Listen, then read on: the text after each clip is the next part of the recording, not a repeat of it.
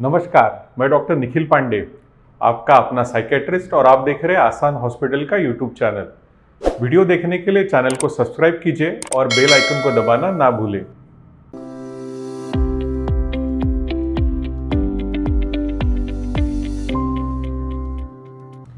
आत्महत्या जैसी गंभीर समस्या की जनजागृति के लिए जो सुसाइड प्रिवेंशन मंच चल रहा है, उसी सीरीज में हम अब तक आत्महत्या के प्रकार, उसकी वजह और लक्षणों के बारे में जानकारी ली।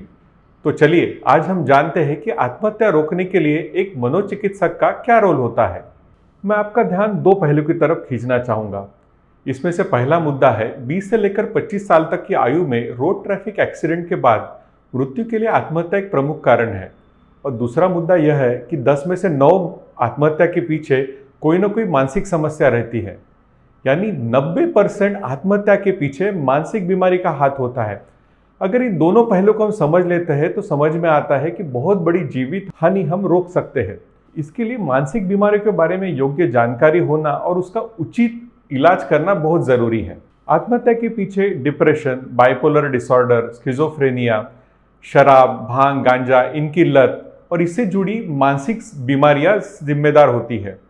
डिप्रेशन में इंसान को इतना उदास और निराश लगता है और ऐसा लगता है कि अब उन्हें जीने में कोई मतलब नहीं है। उन्हें आत्महत्या के विचार आते हैं। बाइपोलर डिसऑर्डर यानी कभी खुशी कभी गम, और इस गम के कारण घोर निराशा में इंसान को आत्महत्या के लिए प्रेरित होता है। स्किज़ोफ्रेनिया बीमारी में इंसान को तरह तरह के भ्रम होते हैं और उसी के कारण अक्सर ऐसे मरीज आत्महत्या का कदम उठा लेते हैं। इन बीमारियों के बारे में अगर आप डिटेल जानना चाहते हैं तो आसान हॉस्पिटल का यूट्यूब चैनल आप रेगुलर देखते रहिए। अगर किसी के मन में आत्महत्या के विचार आते हैं तो मैं उसे कैसे जान सकता हूँ? इसका जवाब है उस व्यक्ति का बर्ताव देखकर।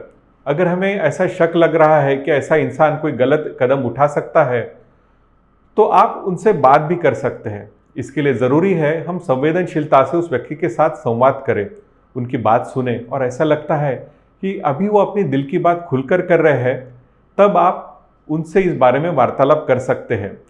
लोगों के मन में यह गलतफहमी रहती है कि अगर हम किसी को पूछेंगे क्या भाई आपके मन में आत्महत्या के विचार आ रहे हैं, तो ऐसा पूछने से हम उनके मन में आत्महत्या के बीज बो रहे हैं। ऐसा बिल्कुल नहीं है।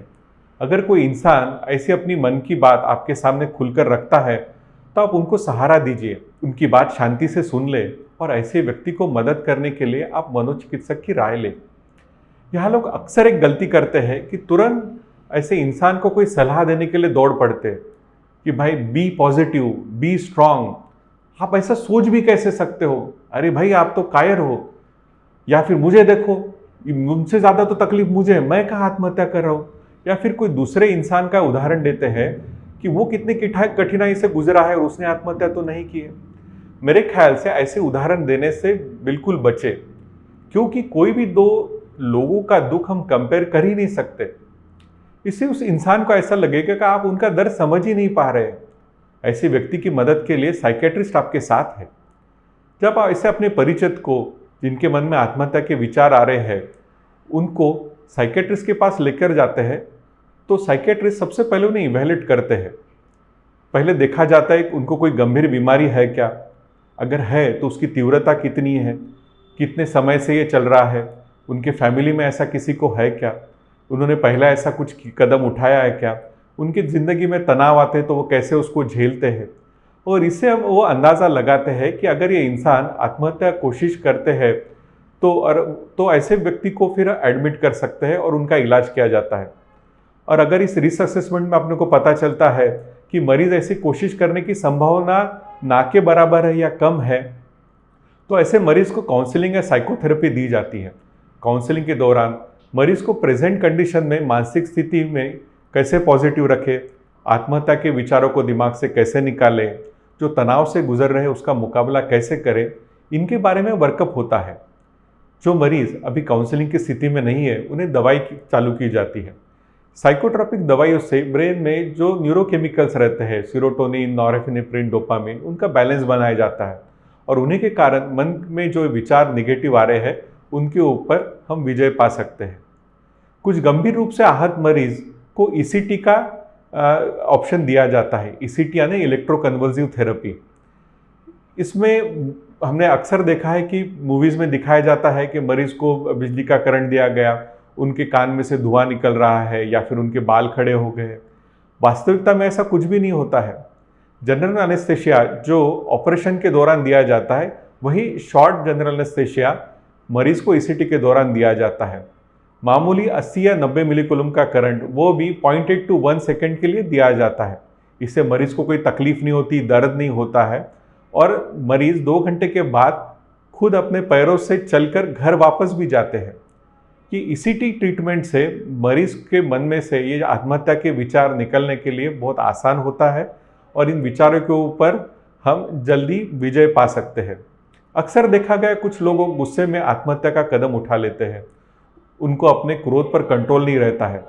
ऐसे व्यक्ति को एंगर मैनेजमेंट सिखाया जाता है तो इस तरह की गलती होने की संभावना कम हो जाती है और इम्पल्सिव सुसाइड जो कहा जाता है उसकी रोकथाम होती है। एक बॉर्डरलाइन पर्सनालिटी होती है। ऐसे लोग, उनके मन के खिलाफ कुछ हुआ तो या फिर अपने उनके मन के हिसाब से चीज़ें लोगों से करवाने के लिए लोगों को आत्महत्या की धमकियां देने के आदी हो जाते हैं। लेकिन अक्सर देखा गया कि कभी कभी वो ऐसा कदम उठा भी लेते हैं। तो हमारे लिए ज़रूरी है कि बच्चों को हम बचपन से ही ज़िद्दी होने से रुके, जो उनकी सारी ज़िद हम पूरी ना करें, उनको ना सुनने की आदत डालें और जब कभी हार होती है, मन के खिलाफ होता है, तो उसे हम स्पोर्टिंगली कैसे ले सकते हैं, ये हम अपने को बच्चों को सिखाना बहुत ज़रूरी है और इसी के रूप से हम मानसिक रूप से एक सक्षम नागरिक बनाने के लिए एक पहल कर सकते हैं।